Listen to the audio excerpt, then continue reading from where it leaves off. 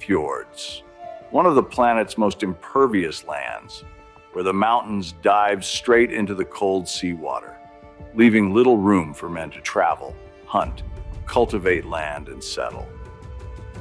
With the advent of aviation at the beginning of 1900, Norway became one of the first countries to adopt seaplanes as the fastest and most efficient way to transport people and goods across the country. One of the oldest seaplane bases in the world is that of Bergen, dating back to 1919. Today, Scandinavian Seaplanes carries on with this tradition, at the same time challenging and absolutely vital for the country. Well, seaplane operation is, as you say, quite special because, as first in this country, in Norway, it was built by seaplanes. Seaplanes demands a little infrastructure, and it can land in almost every waterway we have. So it's quite unique. Before I worked for a Norwegian airline, and in the summertime I worked here in the same office for a Norwegian seaplane operator. And in 2011 they shut down the seaplane operation. They moved on with helicopters. And when I changed to Condor, then flying long-haul operations, which is like 10 hours flying straight ahead, drinking coffee and doing 1-2 landings a month maximum. We also flew a lot to Alaska, to Anchorage, to Vancouver, and I got my inspiration from there, like the real seaplane countries where you have seaplane as a normal mean of transport. And so I was thinking, okay, there's no more seaplane operator left in Norway and almost no one in Europe.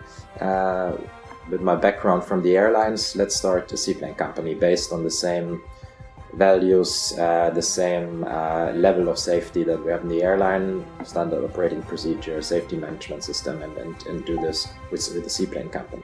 Flying seaplanes in Norway requires great attention. The critical aspects typical of mountain flying are merged with those of sailing.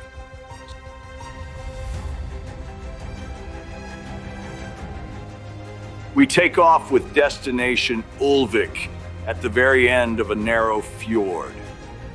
We will get there just before dusk. The view is unique. The dark seawater alternates with green meadows and rocky formations.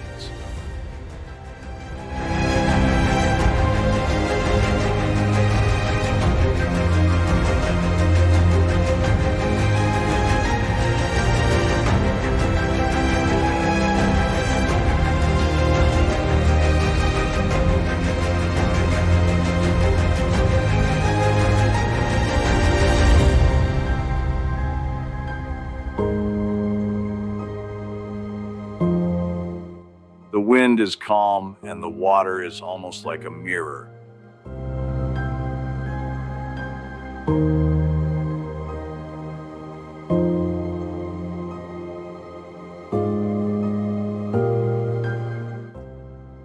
We land gently and head to the dock at the Bergen Hotel, one of the nicest fjord hotel in the area.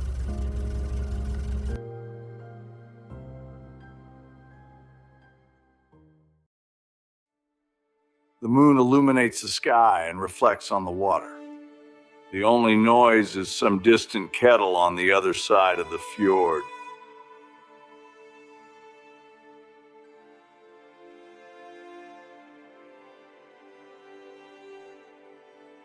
After a dreamless slumber, the orange light of the rising sun tints some high clouds.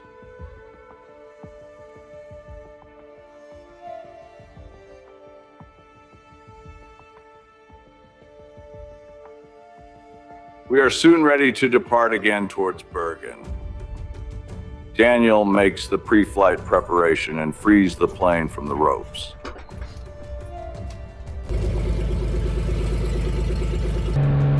The Cessna accelerates over the smooth water.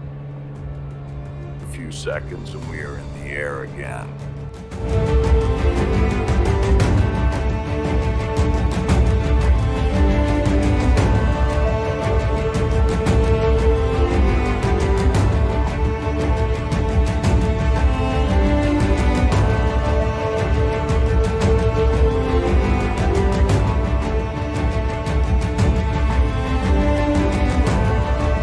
After a few minutes, we are at 7,000 feet over the Fauna Glacier.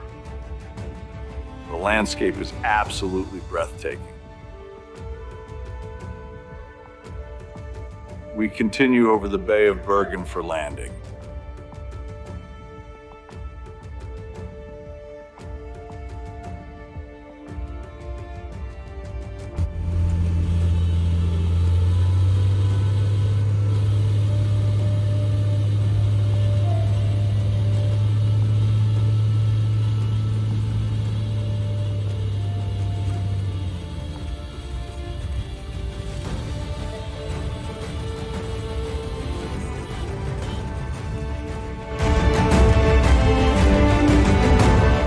This flight comes to a glorious end back in Bergen. So what I like the most about this seaplane flying is the freedom it gives you, and also when operating in a commercial operation, how you need to think outside of the box. For the seaplane, you don't need this infrastructure. You just need a little dock, a fuel station, a little dock, and that's it. And between A and B, you don't need any infrastructure. Oh, I think we will start to grow. I mean, there's a huge market for this. We are quite, as I said, quite unique. We see the market worldwide. As you see in the United States, Canada, there's a lot of them. But also especially in Europe. So we think Europe is a huge, huge market to develop. In a way, seaplanes represents the origins of aviation, but they are also its future.